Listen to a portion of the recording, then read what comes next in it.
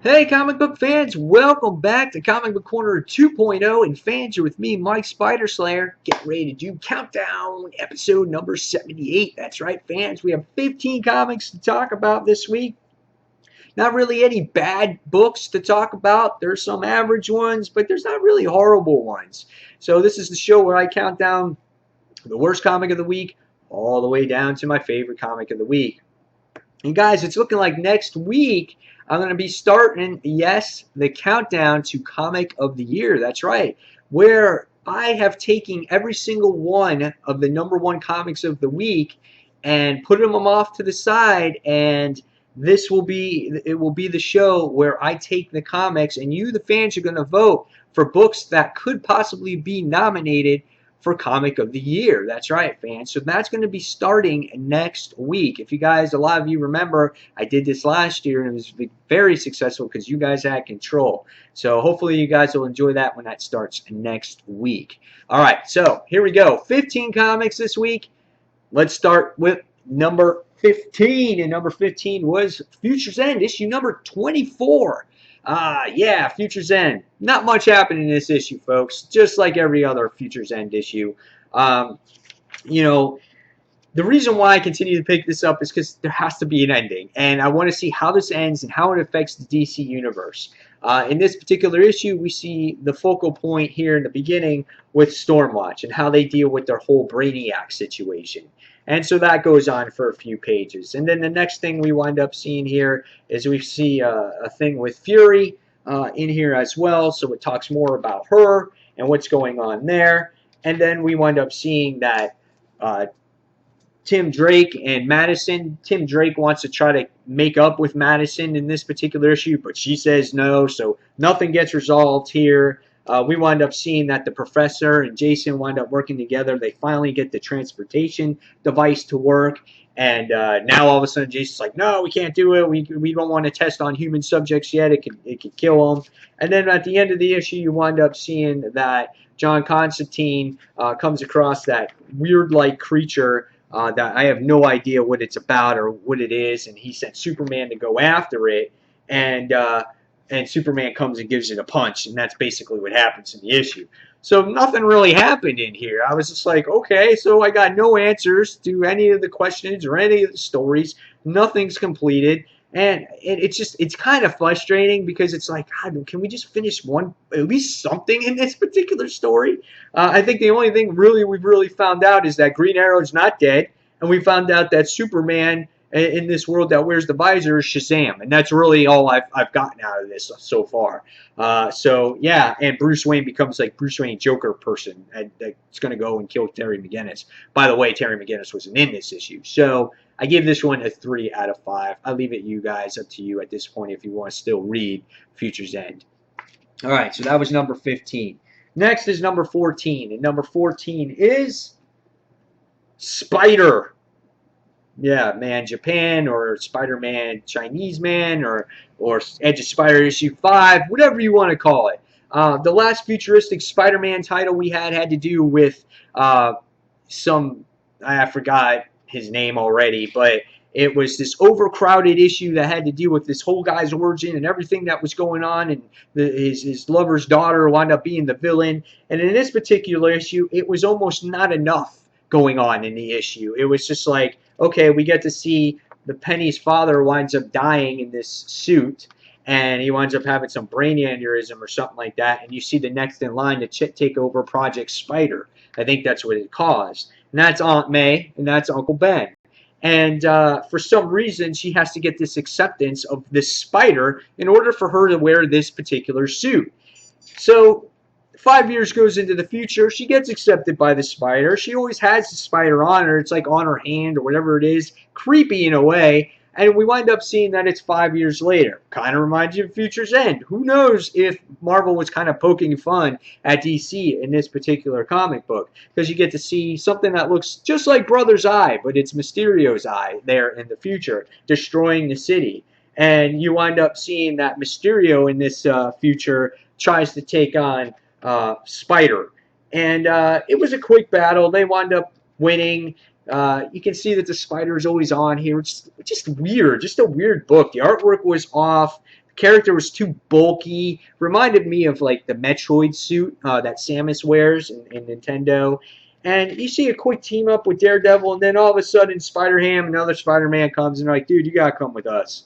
And she's like, okay, and she just kind of leaves, and that's that. So this was probably maybe my least favorite Spider-Verse issue out of all of them to this point. So do you need to read this to know what's going on or what's going to happen or what's happening in Edge of Spider-Verse right now? No. So I don't feel the need for you guys to pick this particular book up. So I'm going to give this one a 3 out of 5.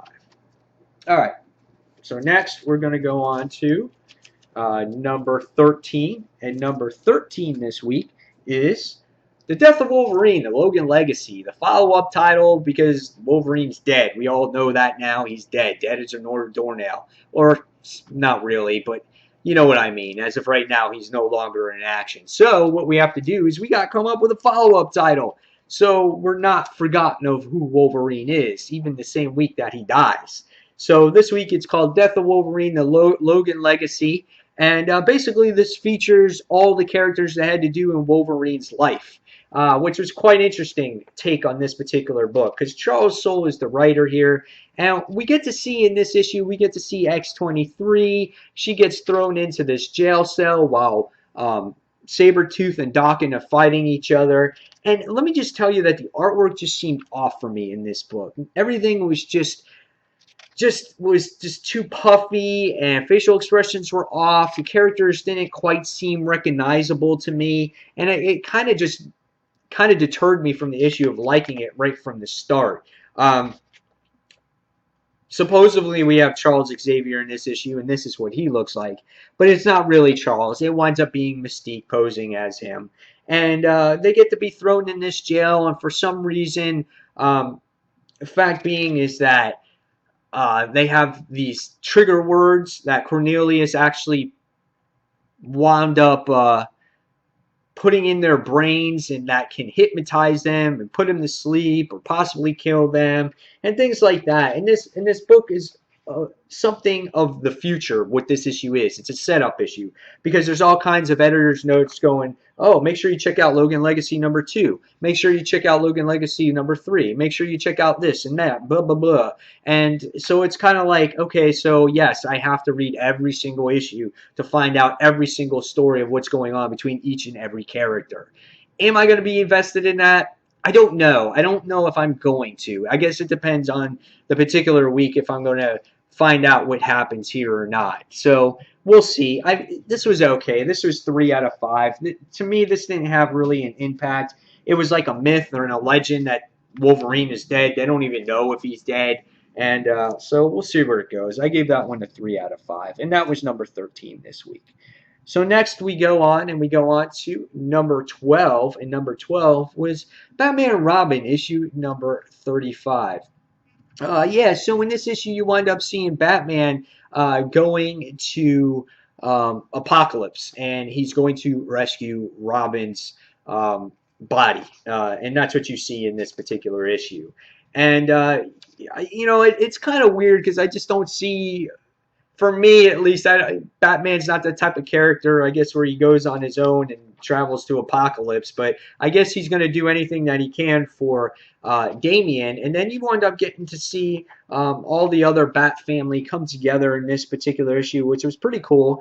And, they wind up recruiting Cyborg and to making this boom tube to travel to Apocalypse to wind up going after Batman to help him retrieve Robin's body. So you get to see that, and we get to see the Bat family go to Batwoman, and we wind up seeing that she's the one that's going to be in charge of watching Gotham while everybody is away. So again, they take Cyborg, they create him, they trick him, they create this boom tube in here. Art was good. I like the artwork. And when they wind up doing that, right before that happens, Alfred winds up retrofitting them for costumes, and he says, remember who we're fighting for, and he gives them all insignias of Robin. And I thought this was really cool. This was the best part of the issue because all these people were Robins at one point, and they all put on suits of Robin, and they put the R on, and I thought that was really awesome part, probably the best part of the entire issue. And we wound up seeing them that they wound up going into battle, and yeah, and then it kind of ends off that way. So we'll see what happens. This is not what I predicted how Batman would retrieve Robin, but this is the way the story ended up. I thought it was okay. It wasn't horrible. It's just something I just didn't expect. So I gave this one a 3.5 out of 5 stars. That was your number 13 book of the week. All right, so 1, 15, 14, 13. Oh, I think it's number 12. I'm sorry, it was number 12. Yeah, number 12. All right, so next we go on to number 11, and number 11 was the Superior Foes of Spider-Man issue number 16. And yeah, this issue wraps up the whole thing. It's over, guys.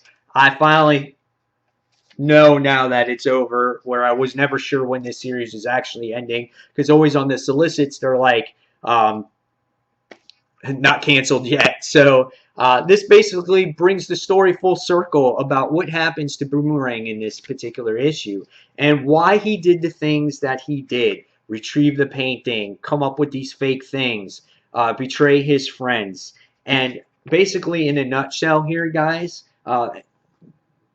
what it was for him to get the Chameleon's technology to change his identity as a famous ball player, so he can be on the diamond again playing baseball. And that's what he wanted. And I thought that was really cool ending, because this is the way the story started.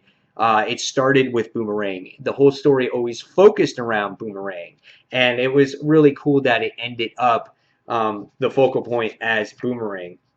The in-between part of the story was really good, because all the people wind up betraying each other that were in the Sinister Six to begin with, which I thought was pretty funny. Beetle brings her people, Speed Demon brings his people, Overdrive brings his people, and they wind up all, freaking, they all wind up going against each other. And then you also wind up finding out that the Shocker is going to give nobody else second chances, and that he's going to be the one that is just going to toughen up, and he winds up going off on his own. So really cool ending to this series. I really enjoyed it. Nick Spencer did a nice job with Superior Spider-Man, or Superior Foes of Spider-Man, and I gave this issue a 3.5 out of 5 stars.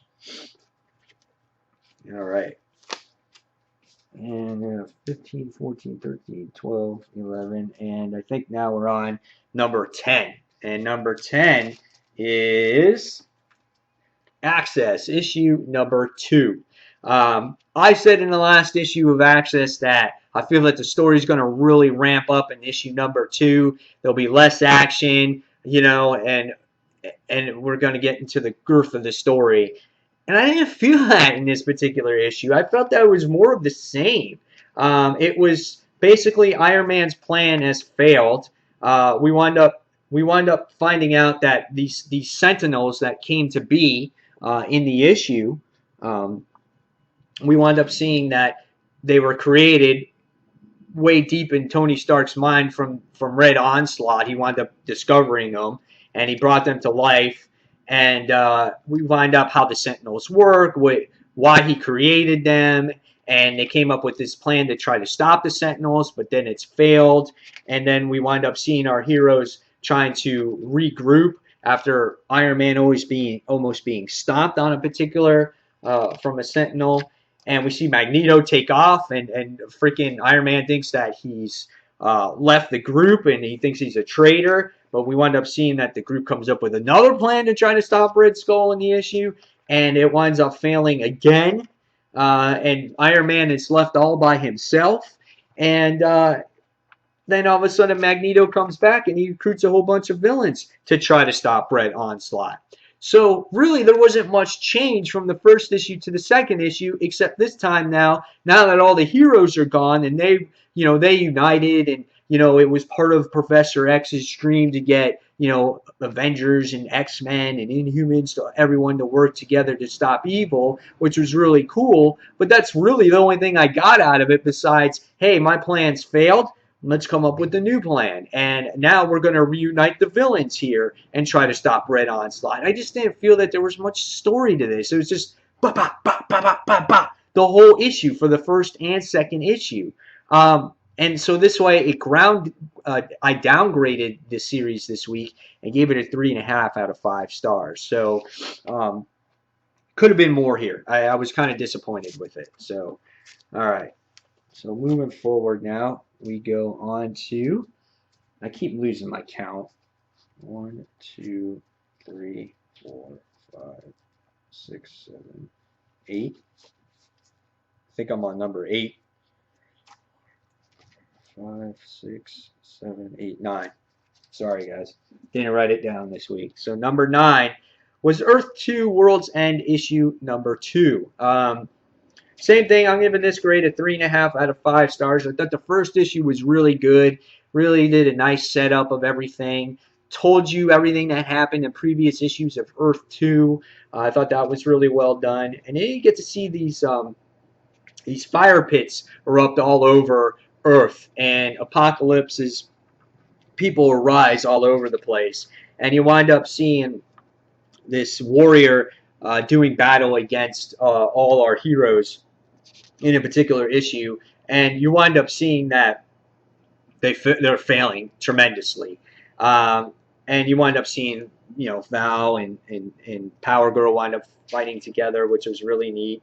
And honestly, there was so much going on in this issue. It was just like, oh my God, what's going on with this character? What's going on with this character? But again, we get to see Lois be called a fake, that she's this false shell, dead person, and you wind up seeing that all her anger goes towards this creature. You get to see all these parademons, all these people being turned into parademons and everything, and then you get to see this whole mind control thing that goes on with Bedlam, where I felt it kind of lost me at this point right here. I wasn't sure what was going on. I wasn't sure what was real, what was reality anymore. There was an art change in this particular part of the book, so I was a little bit lost in here. And we wind up seeing that. Then you wind up seeing all these different elements of Earth and things like that. So it really started getting me a little bit lost at this particular point, and it shows you that there's 24 days until Apocalypse winds up coming straight for Earth, and we wind up seeing that our heroes are being controlled now.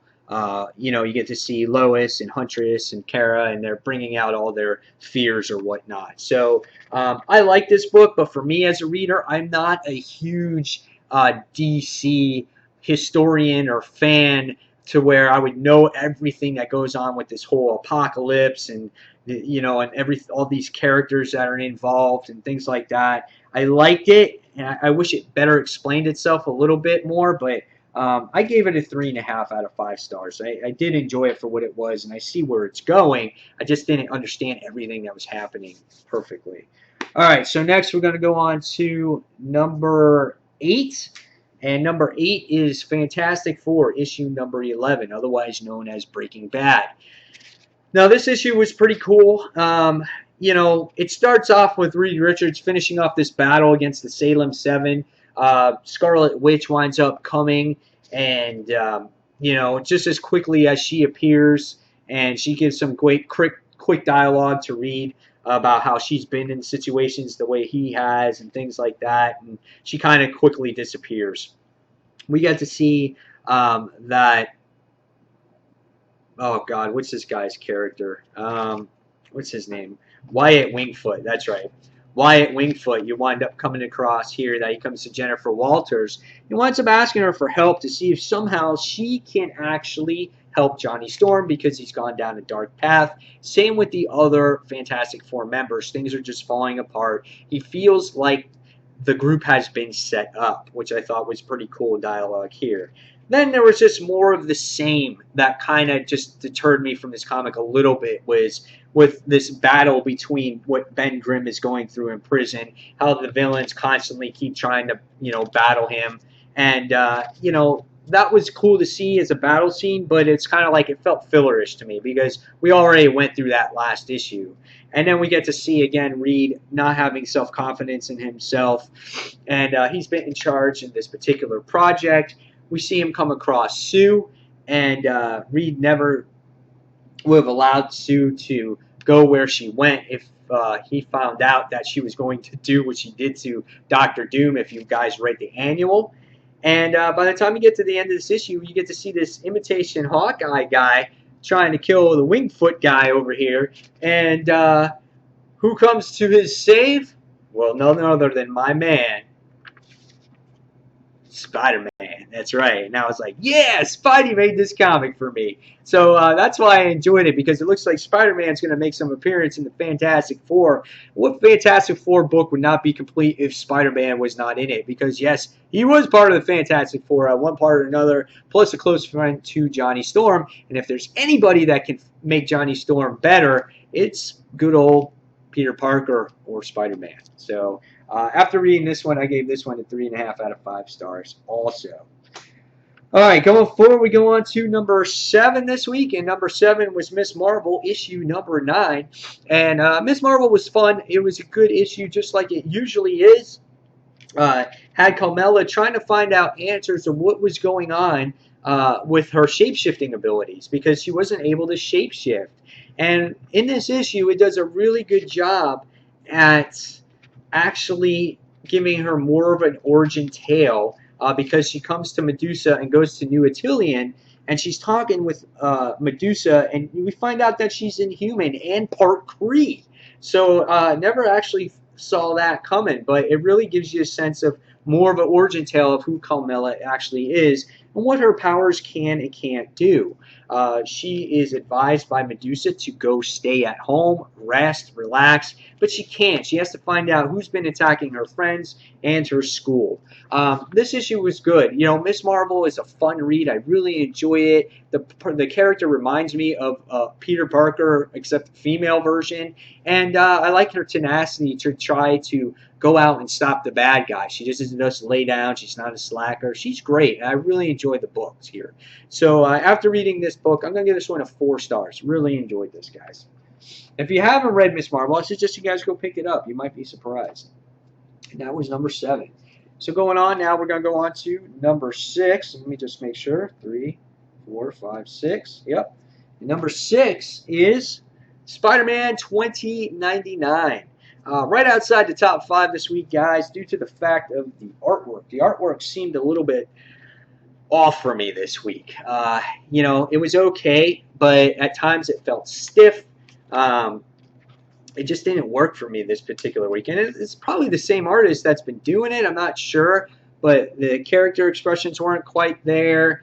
When there was this time portal thing that was going on in here, it looked a little weird to me. If I can find that actual page I'm looking for, I don't know. It just didn't seem right for me this week. But what was this issue about?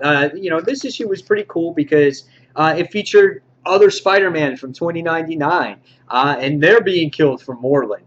And I thought that was neat. And every time Moreland actually kills Spidey 2099 in the issue, you see Miguel O'Hara wind up experiencing pain from his fellow Spidey 2099 guys being killed. So he gets a severe headache, he winds up getting these pains, and he's trying to figure out what is going on. So now in this issue, we wind up seeing that the main guy that's trying to figure out what's happening here, he talks to this version of MJ, and he knows that he has to go to Earth 616 in order to stop Moreland. He feels that that's their best place to go because Moreland was killed there once before.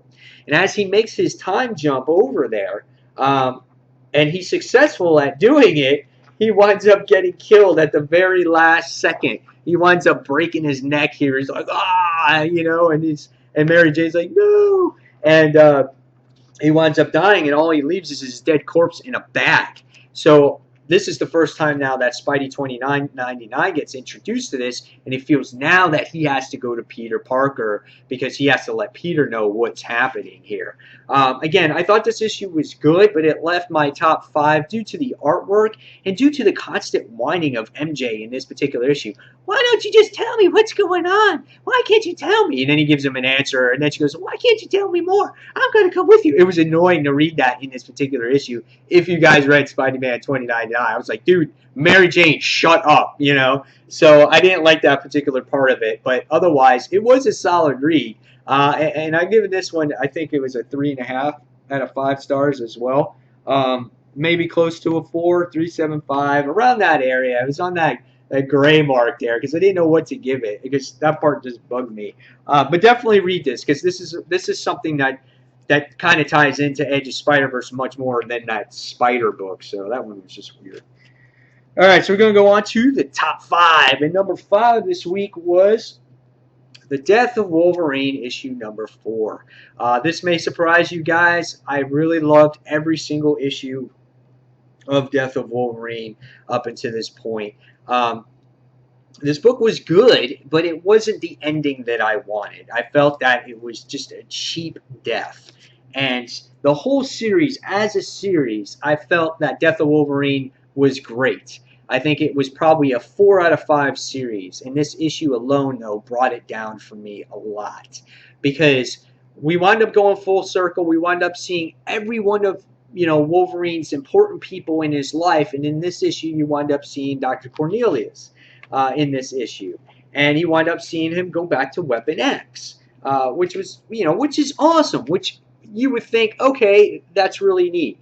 You see him do some battle against some guards. He's going to come face to face to the man that created him. And you get to see that he faces his worst nightmare, that everything is being created right in front of him. He's making these super soldiers out of the adamantium. And we wind up seeing that Cornelius saved himself a lot of money because he was looking for the healing factor. That's the one thing that his super soldiers don't have, and they need it to survive the adamantium process. So in this particular issue, which I thought was the best part of the issue is that Wolverine goes, and he winds up cutting himself and shows the doctor that the blood doesn't heal, his wound doesn't heal. And right away, the doctor's like, kill him, please. But after that, then the book wound up falling for me because I thought this was the best part of the actual issue for me because he just took his claws and shoved it up his ass, and that's what he did. And I really liked that part. But then he comes across this super generic super soldier that he created. He winds up doing this battle while he's creating these Weapon X soldiers. And, Wolverine winds up handling this guy, even being normal at this particular point. And we wind up seeing that instead of using the healing factor on himself, or let me take that back a second. We wind up seeing that he winds up killing the guy. The shards of glass wind up going into Dr. Cornelius. He winds up retreating. It looks like the adamantium is going to go into the super soldiers. And, this shows you how selfish Wolverine or Logan actually was. It winds up destroying the adamantium, and it winds up pouring all over his body. And it kind of adheses to him as time goes on. He gets the healing factors, and instead of using it on himself, he winds up using it on the 3 people, which was very selfless of him. And at the same time, you wind up seeing Wolverine come out, and you get to see that he has enough. He has a flashback of his life and things like that, which I thought was nice. And then he winds up hardening, and that's the issue, and that's how he dies. Okay, I like the issue. I did. I enjoyed it. And I gave it it's tough for me. I give it like a 4 out of 5 stars. But the way the ending I wanted it was, I wanted Logan to go out with just hell's blazing fury. Like you see Superman and Doomsday battle like that, and Superman prevails, but he winds up dying because of his wounds were so inflicted and so bad. And then you wind up seeing that, in Superior Spider-Man or Amazing Spider-Man, issue 700 or whatever issue that he died, you see Spider-Man he was a decrepit old Dr. Octopus body, and yet his brain was going to outwit Dr. Octopus until Octopus wound up reversing things on him, planning for all contingencies. And in this issue, at the end of it, the very climactic part where you hope for the epic battle, it was like, hey, I'm going to fight this random super soldier, and some adamantium's going to pour me, and I'm going to harden, and I'm just going to sit out on a building. And I just was like, okay, that's it. He loses his healing factor. I thought he was going to go down fighting tons and tons of people. Cornelius sending people after him, maybe those Weapon X people. Somehow Logan prevails. He's missing an arm or something. I don't know. Just he gets beat to death or something. And for some reason, it was just like, oh, man, it just wasn't quite there for me, And no one knows he's dead. And it's just like there's no like, it's like just this myth or a legend, and somehow I feel that he's still alive in there, and he's just in this shell and he can't get out or something, or he poked a hole so he can breathe. No one knows he's dead. There's no funeral. There's no nothing. So I don't know. That's how I felt about it. I give it like a verge of 4 stars too. And just being at the end was just, it was like 4 out of 5 for the entire series for me, I thought. Maybe 4.5. I was just a little disappointed with that ending. It wasn't the death that I expected. The writing, though, was great. Charles Soule did a great job bringing everything full circle. All right, let's go forward. Going on to number 4. Number 4, we're going to talk about the Hulk, issue number 7. Guys, I'm really digging the Hulk. If you want to check out Comic Frontline, I did an in-depth review on this particular issue, guys, and I thought it was a really fun issue. You get to see the Hulk go across Scar, which is his son, obviously, and he wants to do the antidote on him now. Now, if you guys are not familiar with what I talked about before, the Hulk is going after all gamma-radiated characters. So that means Red Hulk, Red She-Hulk, Scar, Abomination, things like that. He cured Rick Jones last issue. This time he's going after Scar. And in the particular issue, you wind up seeing that he is successful at that. He winds up curing him after this crazy battle that goes on in the issue. He winds up setting Scar free. He felt that he needed to do it because Scar was all isolated by himself on the Savage Land. And by doing this for Scar, he's now an independent young man, and he can live on the Earth just like any other human being. So he kind of does a good deed there, you felt like. And in the particular issue, you wind up seeing that that Bruce Banner can't come out as long as Doc Green is awake. And Doc Green winds up meditating in this particular issue and falls asleep. And you start seeing Banner starting to be released. And just as Doc Green is waking up to become the Hulk again, he's like, oh my God, I almost let that out.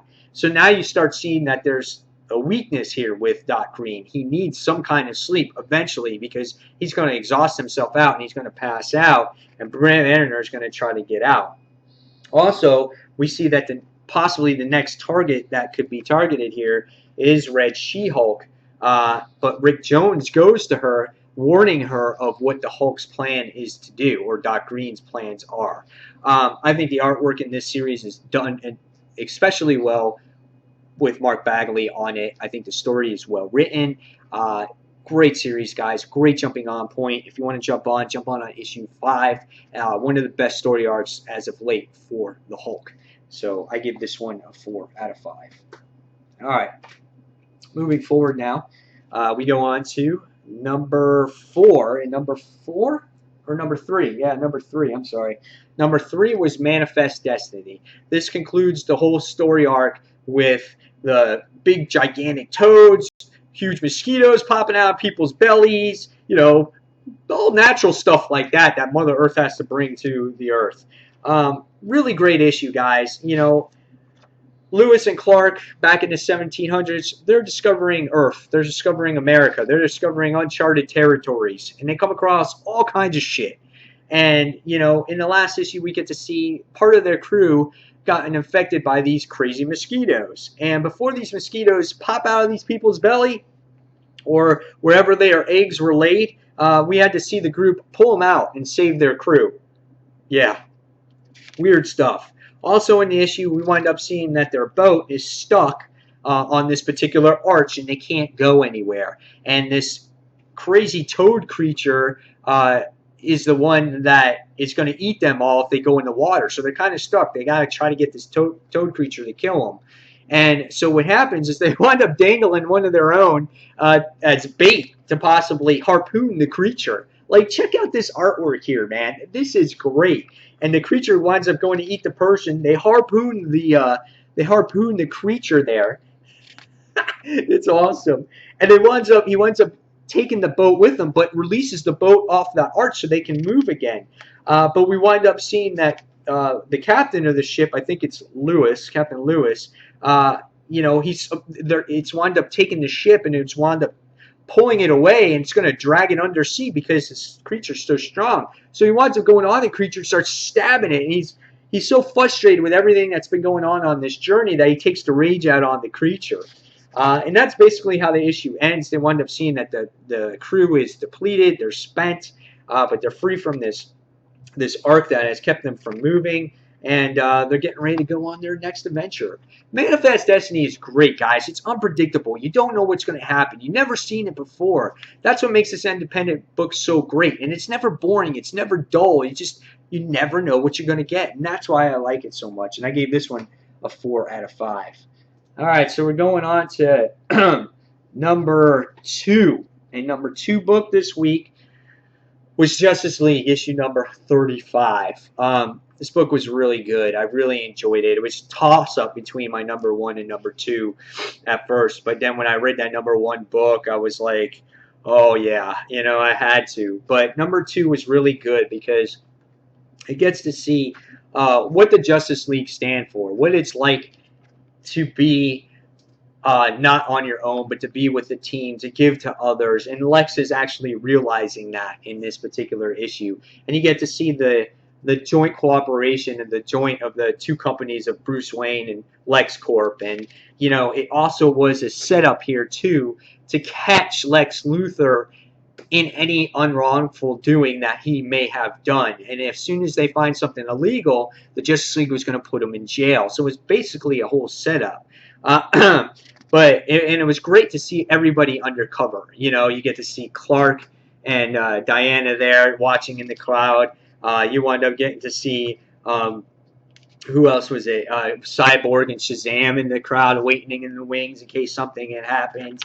And it was really good to see the speeches that Bruce gave and Lex gave. And Lex was like, he gave this great speech, and Bruce was like, gave this even better speech. And Diana's like, well, yeah, Bruce is better, And I thought it was really good. And then so Bruce, after the whole speeches and the companies unite with each other, you wind up seeing Lex, bringing him to the depth of LexCorp and seeing what is underneath everything that people don't see to make sure nothing is legal. You get to see the clone of Superman, which was Bizarro. You wind up getting to see other things. You wind up seeing that his sister is alive, and he's trying to figure out a cure. You find up seeing that his armor's there. Then all of a sudden, you wind up seeing this irradiated man fall from the sky and creates this huge explosion in LexCorp, and it winds up hurting Lex's sister. Arthur winds up coming in and stops the creature, blows up the wall, and then the next thing you wind up seeing is that you have this canister of A13 or A13 that looks like it's this pathogen or something that's going to happen that's going to release this apocalyptic disease into Metropolis or wherever it is, and going to kill a whole bunch of others. And this was something that Luthor had that nobody knew about. So interesting stuff here. The dialogue in this book was excellent. I really loved those moments with Lex Luthor and Bruce Wayne. I loved how he was trying to dig deep into his toy box or his secret undercover base. I thought that was really awesome to find anything illegal. Loved all the character moments here. This is a really good book. I gave this one a 4.5 out of 5 stars, but this one did not quite make my number 1 pick of the week. It had to go to Miles Morales, The Ultimate Spider-Man, issue number 6. This, guys, was fantastic. Last issue, you wind up seeing Jay Jonah wind up shooting Norman Osborn right point blank in the face. And you wind up thinking, going, dude, what's going to happen here? Norman's dead. But that is not the case. And actually, after Jay Jonah winds up shooting him, he winds up panicking and he winds up going, oh my God, what did I just do? He calls, who does he call? Ben? Ben Ulrich. And he winds up going, I just killed Norman Osborn. He's like, I don't know what to do. You're the first person I called. And in mysterious background, this book was like a movie for me. You wind up seeing coming from the back, and he winds up talking. He goes, that was debatable, and he's like, whoa, what's going on?